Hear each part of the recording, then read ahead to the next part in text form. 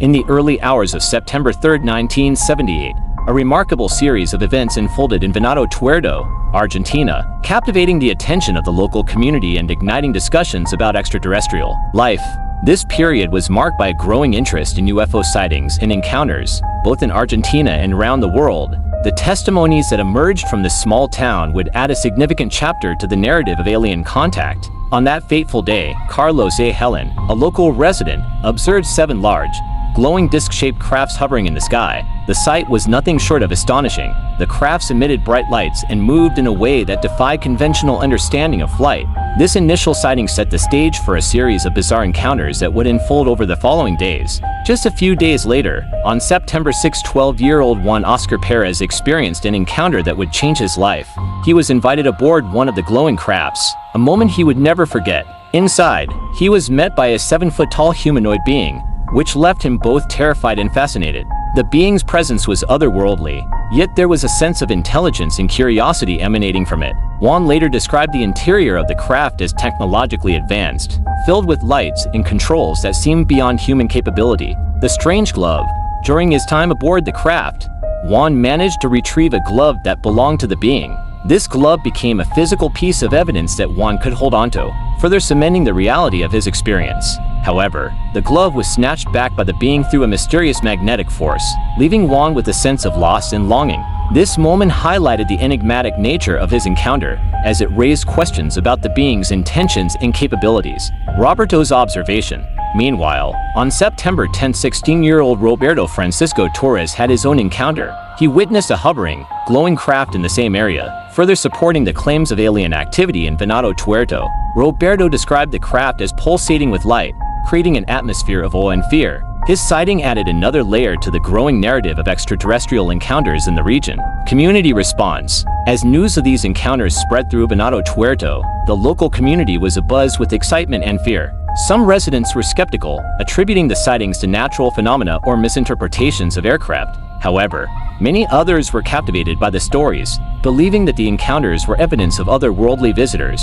Conclusion. The Venado Tuerto contact of 1978 remains a compelling narrative in the history of UFO encounters. Carlos, Juan, and Roberto's experiences serve as powerful reminders of the mysteries that lie beyond our understanding. On October 17, 1973, a wave of UFO sightings swept across the southern United States, capturing the attention of both the public and the media. It was a time when people were both fascinated and frightened by reports of unidentified flying objects, making it a ripe backdrop for extraordinary encounters.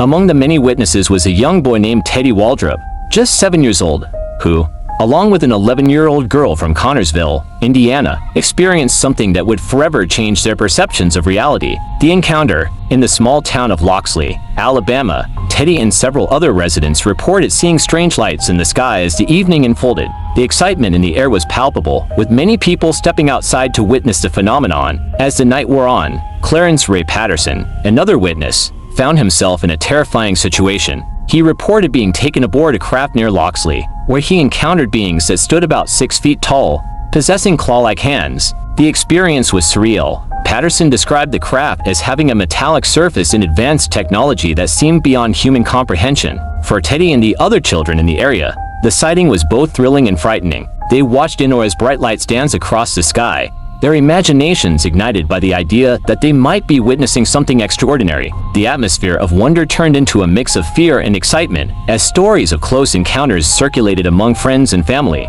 Witness accounts. As news of the sightings spread, numerous residents began to share their experiences. They reported seeing glowing objects moving erratically in the sky, leaving trails of light behind them. Some described feeling a strange sensation, as if they were being watched or drawn toward the lights. These accounts created a sense of community among those who had witnessed the events, encouraging them to speak openly about their experiences. The aftermath. In the days that followed, the Loxley incident sparked discussions about the existence of extraterrestrial life and the implications of such encounters. For Teddy and his friends, it was a moment of realization that the universe might hold mysteries far beyond their understanding. The children, previously unaware of the vastness of space and the possibility of other life forms, now found themselves contemplating the unknown. The 1970s were marked by a growing interest in UFOs, fueled by popular culture, documentaries, and government investigations like Project Blue Book. The Locksley incident added to the rich tapestry of UFO lore, capturing the imaginations of those who believed in the possibility of alien life. People began to connect dots between sightings and the idea that we might not be alone in the universe. The Locksley contact of 1973 remains a compelling chapter in the ongoing narrative of human encounters with the unexplained. One cold night in Calgary, Alberta, on November 27, 1967, a 13-year-old boy named David Sewell was about to experience something that would change his life forever. During a time when UFO sightings were all the rage in North America, the question of whether we were truly alone in the universe was on everyone's minds. David's encounter is one of those tales that seems almost too unbelievable to be true, yet it strikes a chord with those who believe in the existence of extraterrestrial life. As David made his way home from a friend's place, he was suddenly captivated by an extraordinary sight: a silver-gray craft hovering silently above him, adorned with a dazzling ray of multicolored lights that shimmered and danced along its edge. The sight was both mesmerizing and bewildering, leaving David simultaneously fascinated and scared. In a flash, the craft emitted an orange beam of light directly at him,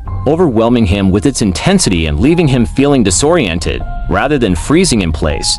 His instincts kicked in, prompting him to sprint home. Upon his arrival, he was shocked to discover that 40 minutes of time had mysteriously vanished. It felt like a scene ripped straight from a sci-fi movie, but for David, it was an all-too-real experience. Years later, David sought to unravel the mysteries of that fateful night. In 1992, he underwent hypnosis to uncover lost memories. During the session, he recollected being taken aboard the craft, where he encountered two tall beings with reptilian features, green scales, large expressive eyes that seemed to peer into his very soul. Despite the fear he must have felt, he also sensed a strange connection with these beings as they examined him. This encounter had a profound impact on David's life.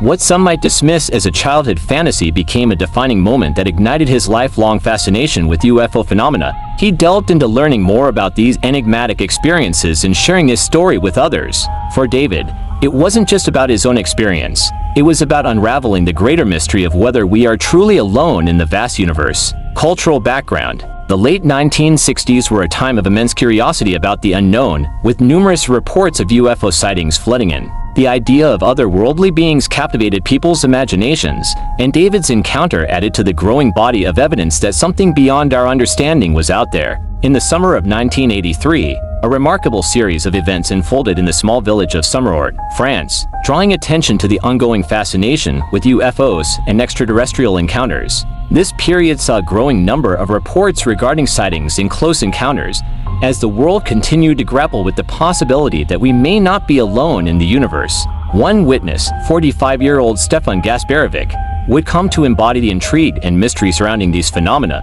Over several nights in July 1983, Stefan Gasparovic became captivated by a bright, glowing sphere-shaped craft that frequently appeared in the night sky above Sommerort. Each sighting intensified his curiosity, as the craft exhibited behavior that defied conventional explanations. On the night of July 10th, the craft descended rapidly, pulling Stefan into an experience that would forever change him. As the glowing sphere approached, Stefan felt an undeniable force drawing him upward. It was as if the craft had a magnetic pull, compelling him to ascend towards it. In an instant, he found himself aboard the craft, surrounded by an environment that was both inspiring and disorienting. The interior was illuminated by soft lights, and the air was filled with a palpable energy that seemed to hum with life. The experience aboard the craft.